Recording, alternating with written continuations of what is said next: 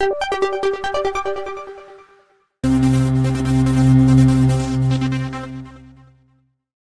बच्चों, कैसे हो। उम्मीद करती हूँ कि आप बहुत अच्छे होंगे और आपकी पढ़ाई भी बहुत अच्छे से हो रही होगी। तो आज यहाँ पर हम कक्षा चौथी की एफएलएन अंकुर अभ्यास पुस्तिका के अंतर्गत सप्ताह 23 दिवस 1 से लेके 6 तक पाठ है 20 मिलकर खाए के प्रश्नों को समझ के साथ हल करने वाले हैं बच्चों। तो क्या आप लोग तैयार है। सीखने के बिंदु है मिलजुल कर काम करने व खाना खाने की आदतों का विकास करना। लिखो के अंतर्गत अभ्यास क्रमांक पहला है क्या आपको मिलजुल कर भोजन करना अच्छा लगता है। क्या आप विद्यालय में मिलजुल कर भोजन करते हैं।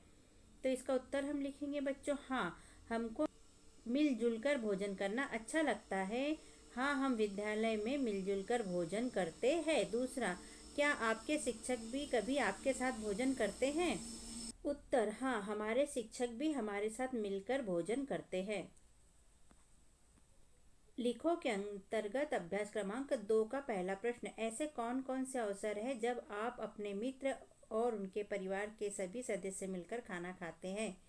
उत्तर, शादी, त्योहार, जन्मदिन आदि पर हम अपने मित्र और परिवार के साथ सभी सदस्य मिलकर खाना खाते हैं। दूसरा प्रश्न है बच्चों, आपने कभी अपने विद्यालय में सामूहिक भोजन का आयोजन किया है।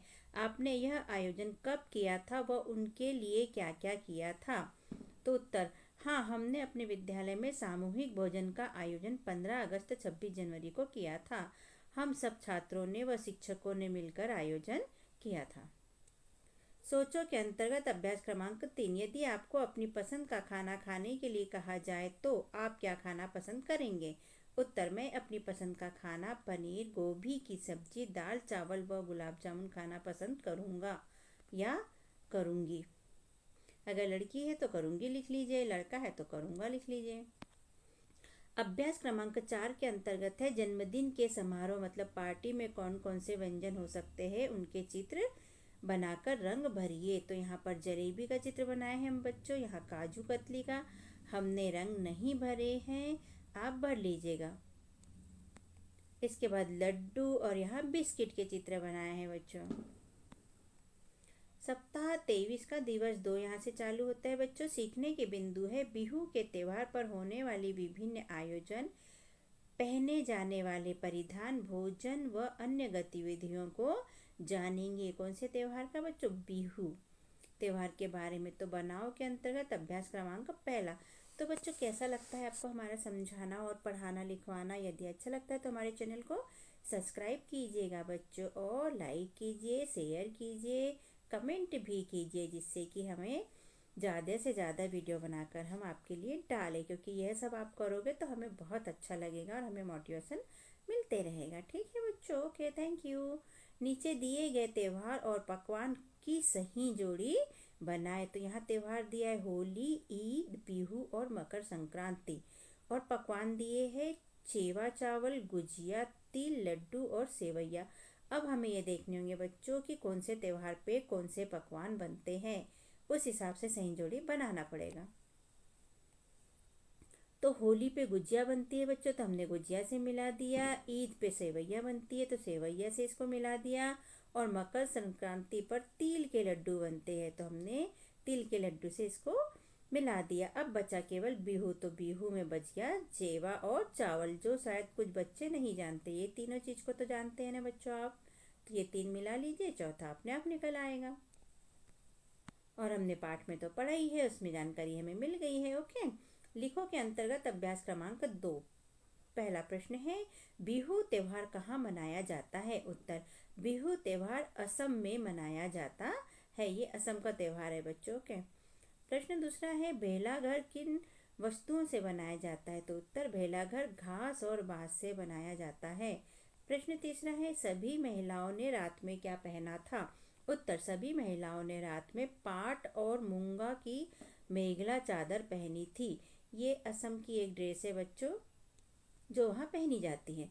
प्रश्न चौथा है बच्चों, भेलाघर के पास लोगों को खाना किस पर परोसा गया। उत्तर, भेलाघर के पास लोगों को खाना केले के पत्तों पर खाना परोसा गया था। पांचवा है मेजी और भेलाघर बनाकर उसका क्या किया जाता है। तो यहाँ लिखेंगे मेजी और भेलाघर बनाकर उसमें आग लगाई जाती है।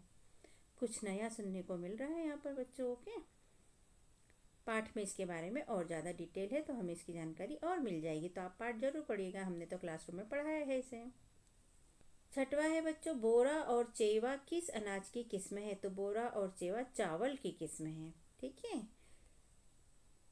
सातवां है बच्चों, ढोल बजने पर सभी लोग क्या करने लगे? तो उत्तर, ढोल बजने पर सभी लोग मस्ती में झूमते हुए गीत गाने लगे, फिर सभी ने खाना खाया।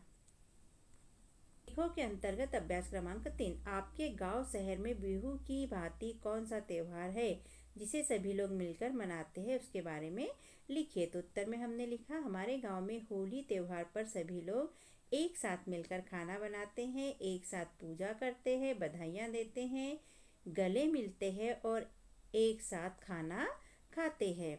यहाँ साथ लिखना भूल गए हैं ना।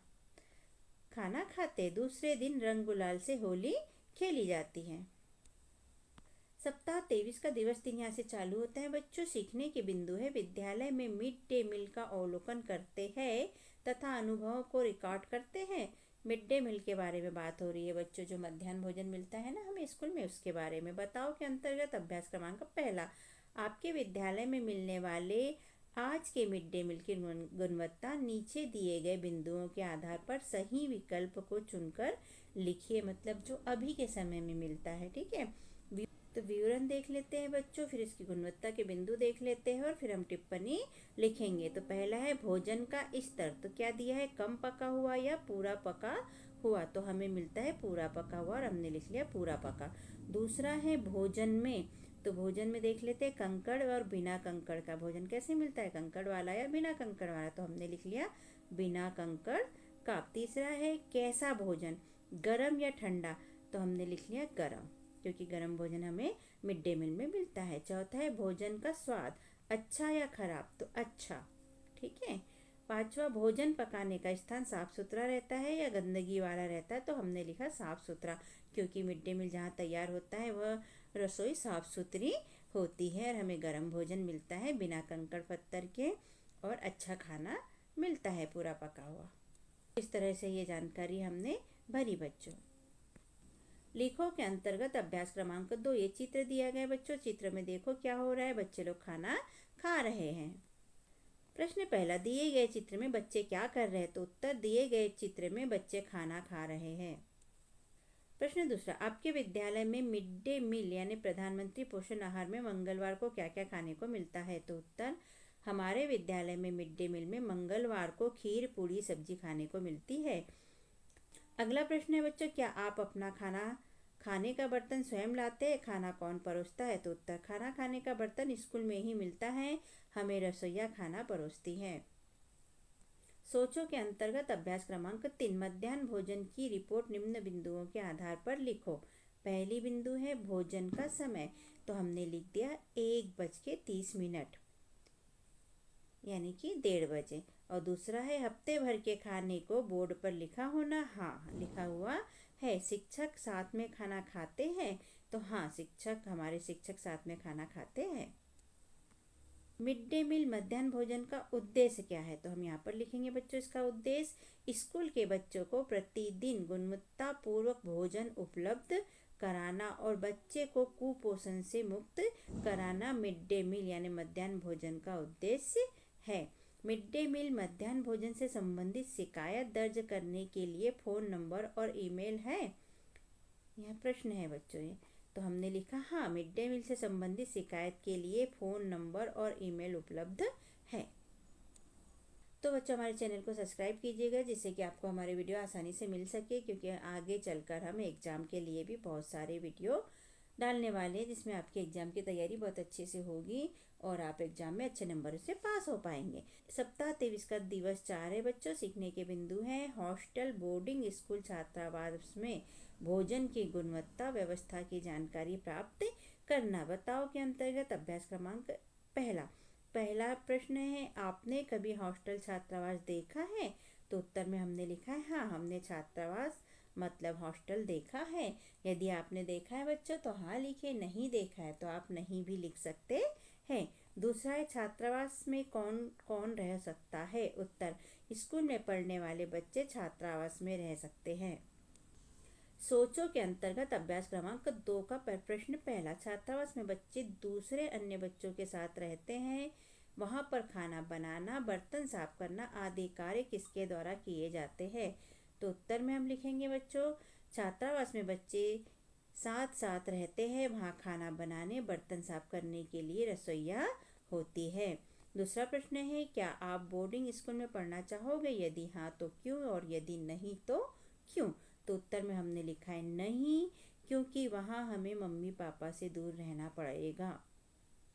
आपको अगर रहना है तो यहाँ आप हाँ भी लिख सकते हो बच्चों, ठीक है, और क्यों का उत्तर दे सकते हो। लिखो के अंतर्गत अभ्यास क्रमांक 3 का प्रश्न पहला, छात्रावास का खाना कभी कभी पसंद न आने पर भी खाना खाने में मजा कैसे आता है? उत्तर, खाना पसंद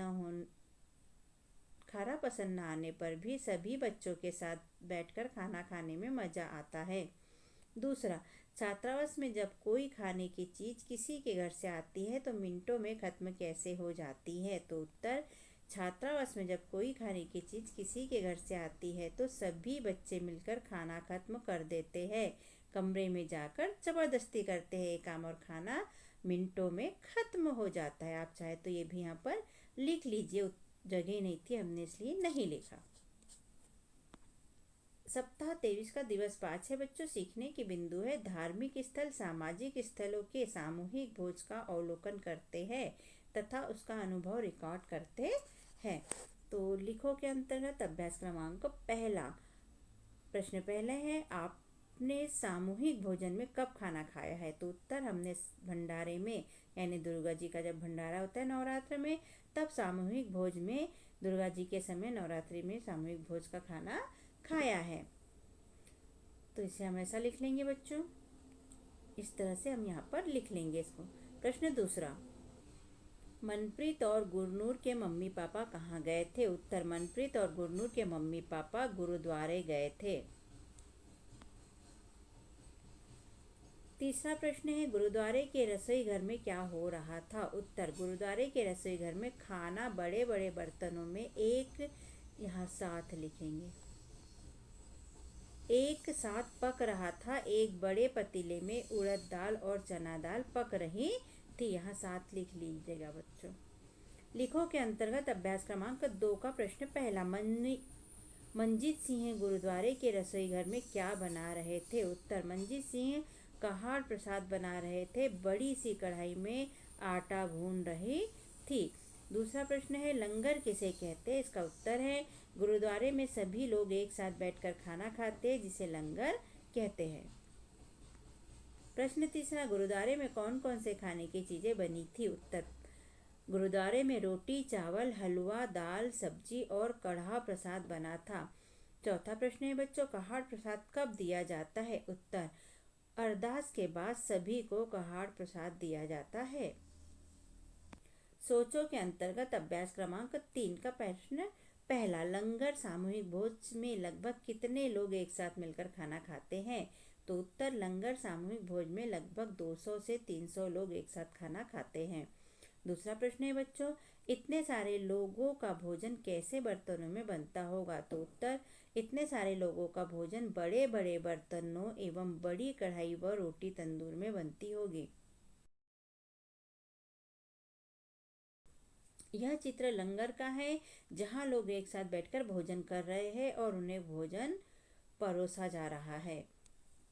सप्ताह 23 का दिवस 6 बच्चों। पुनर्बलन यहाँ से चालू हो जाता है। पता करो के अंतर्गत अभ्यास क्रमांक पहला, पुनर्बलन में पूरे 5 दिन को प्रश्नों के उत्तर सम्मिलित होते हैं बच्चों। ये एक प्रकार से रिवीजन होता है आपका, ठीक है। तो आपको हमारा समझाना, हमारा पढ़ाना बच्चों अच्छा लगता है तो हमें सब्सक्राइब जरूर कीजिएगा बच्चों, जिससे कि हमें मोटिवेशन मिले।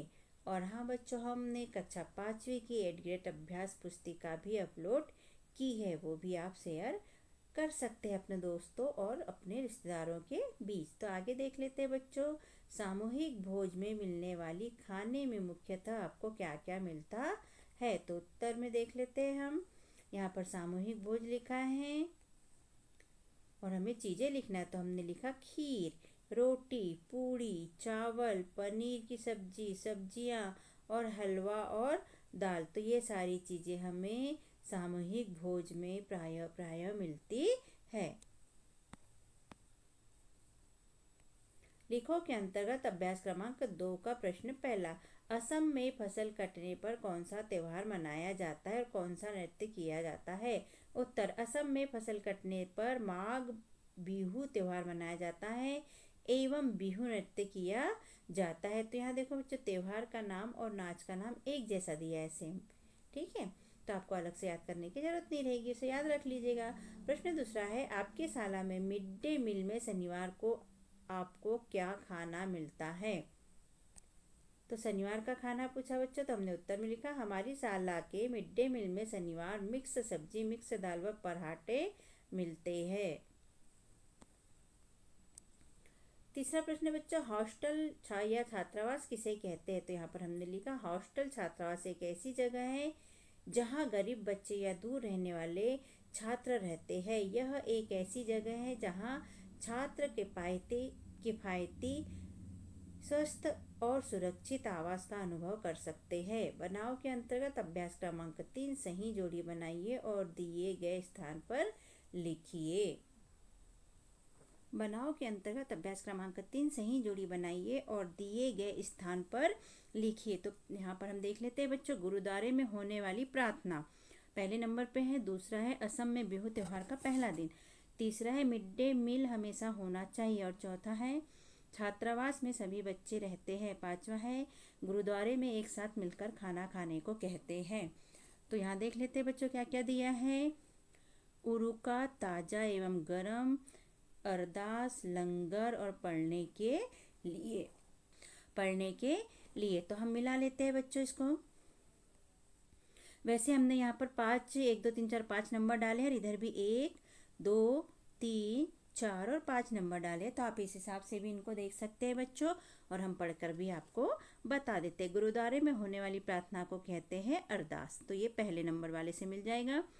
असम में बिहू त्योहार का पहला दिन कहलाता है उरुका, तो इसको इससे मिला देंगे। मिड डे मील हमेशा होना चाहिए, तो ताज़ा और गर्म होना चाहिए, तो तीसरे को इससे मिला देंगे। चौथा है, छात्रावास में सभी बच्चे रहते हैं, तो इसे पढ़ने के लिए इससे मिला देंगे। और अब बचा पांचवा, गुरुद्वारे में एक साथ मिलकर खाना खाने को कहते हैं लंगर। क्या कहते हैं? लंगर। तो इस तरह हम नंबर ध्यान पे देखिए बच्चों, इस तरह इसको हम एक दूसरे से मैच कर देंगे बच्चों। ओके, सोचो के अंतर्गत अभ्यास क्रमांक 4 का प्रश्न पहला, लंगर में प्रतिदिन इतनी अधिक मात्रा में भोजन बनाना, परोसना व साफ सफाई ये सभी काम अनुशासन में किस प्रकार होते हैं। उत्तर, लंगर में सभी लोगों के अपने अपने काम बटे होते हैं, जैसे भोजन बनाना, परोसना व साफ सफाई सभी काम, इसीलिए सभी काम अनुशासन में हो जाते हैं। प्रश्न दूसरा है बच्चों, किसी समारोह को मजेदार बनाने के लिए क्या क्या किया जा सकता है। तो उत्तर, किसी समारोह को मजेदार बनाने के लिए सभी लोग मिलकर खाने का इंतजाम कर सकते हैं एवं नाच गाना का प्रोग्राम कर सकते हैं।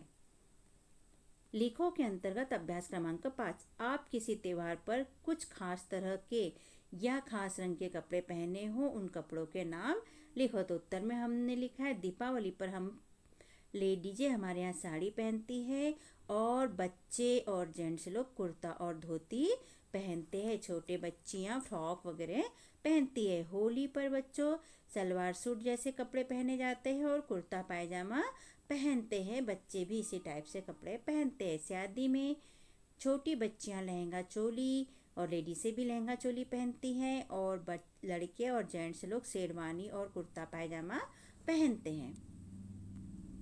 तो इस तरह यहाँ प्रश्नों के उत्तर हुए बच्चों कंप्लीट। और आपको कैसा लगा हमारा समझाना और लिखवाना? यदि अच्छा लगा तो हमारे चैनल को सब्सक्राइब कीजिए, वीडियो को लाइक कीजिए, शेयर कीजिए, कमेंट लिखिए। ओके बच्चों, बाय बाय।